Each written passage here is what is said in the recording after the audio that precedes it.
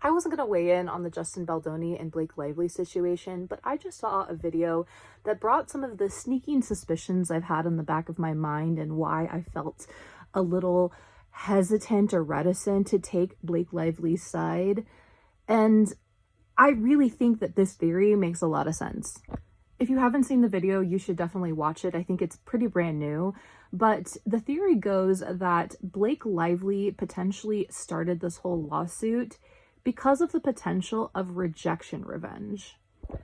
Now, as much as I've wanted to be on Blake Lively's side, I've always felt a hesitation to, because something just didn't feel right about the situation. As someone who has been a narcissistic abuse survivor and domestic abuse survivor myself, I just was getting that there was something deeper to the situation than was being fully laid out, even in the lawsuit.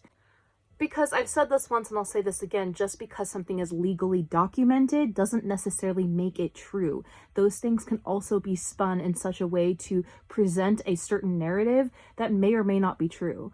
And as someone who has dealt with a lot of narcissists in my life, starting with my own narcissistic family system, my narcissist red flag is highly attuned.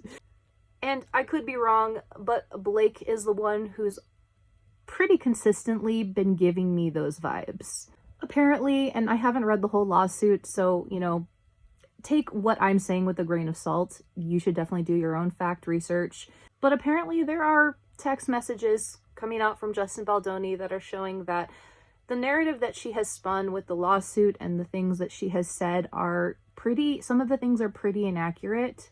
And in this video, which I think is really interesting, I definitely recommend you watching it, they basically talk about how it has been a pattern for Blake Lively to fall in love with her co-stars on set.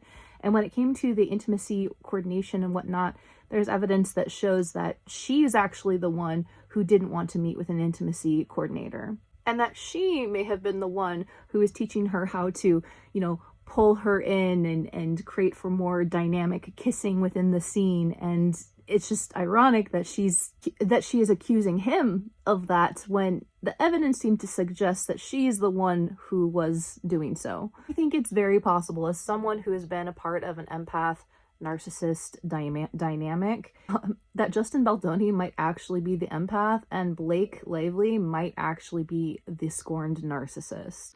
Once again, allegedly, I don't know for sure. I never can. These situations are tricky, and I'm beginning to empathize more with people who are hesitant to take a side, which was one of the things that was hardest for me to deal with when I was dealing with my own narcissistic abuse, because the image that narcissists create is so well spun, it is so well maintained, that it is really difficult for people, especially at first, to recognize that the narcissist is the one who's the abuser and the problem. And they are so good at destroying the reputation of the empath in the dynamic.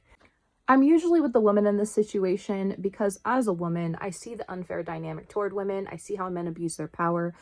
But in this situation, I really do feel like this might be a hell hath no fury, like a woman scorned situation or rejected.